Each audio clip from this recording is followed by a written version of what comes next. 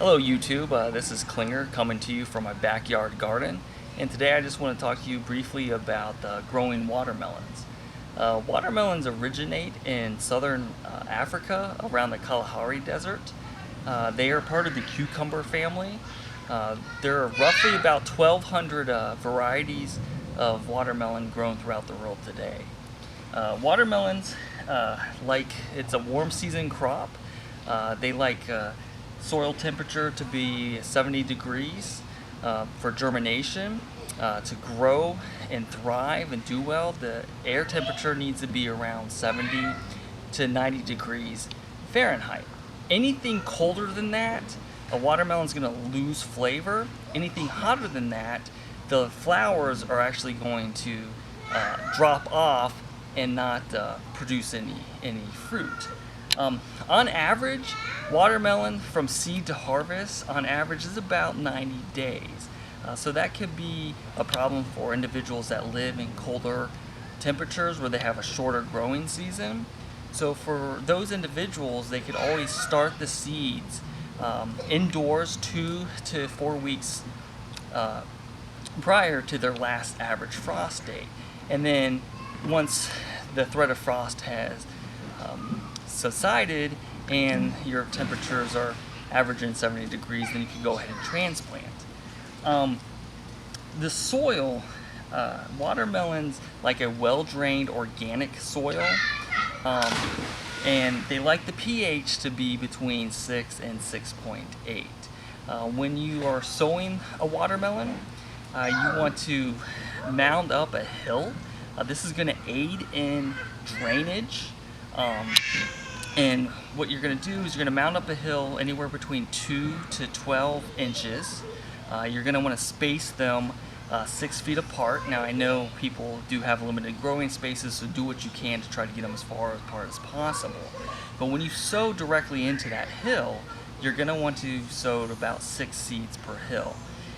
Once they germinate and they sprout, you're going to want to go ahead and, or once it has its true leaves, you're going to want to go ahead and cut back your weakest seedlings.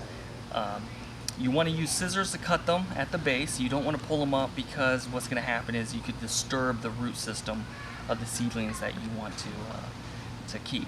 If you're transplanting, obviously go ahead and transplant your 2 or 3 best watermelon plants in that hill. As far as fertilizing goes, on average, the fertilizer, you always want to get your soil tested. That way you know what you're working with, because if you have a lot of nitrogen in your soil, you don't want to add more nitrogen, because then you're just going to grow leaves and vines and you're not going to actually grow the fruit itself. So you always want to get your soil tested. That way you know what you're working with. Now if you don't have your soil tested, you could always go with the fertilizer that is 5-10-10. I have had my soil tested, so I do know what I'm working with, and so I'm going with a simple all-purpose fertilizer of 4-3-3. And since I have plenty of nitrogen in here, I'm not going to add any more nitrogen, but I am lacking phosphorus, which helps provide fruit production. So I'm going to add some more phosphorus. But if you don't know, try to find a 5-10-10 fertilizer and use the recommendation, the manufacturer's recommendation. As far as watering the watermelons, they need anywhere between 1 to 2 inches a week of water. Now, one thing that's recommended is before you harvest a watermelon, a week before, you actually want to throttle back on the water or don't water at all, because this is actually going to concentrate the sugars in the watermelon and make for a better flavor, better tasting watermelon.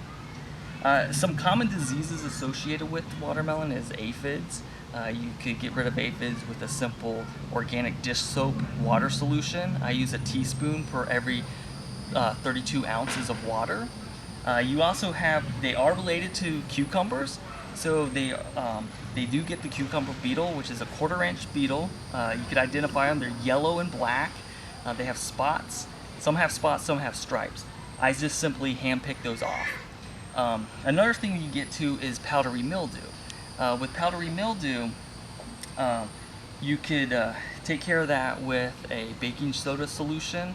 I use 1 tablespoon of baking soda per gallon of water, and I just spray the leaves. I spray the top, I spray the underside of the leaves to get rid of that.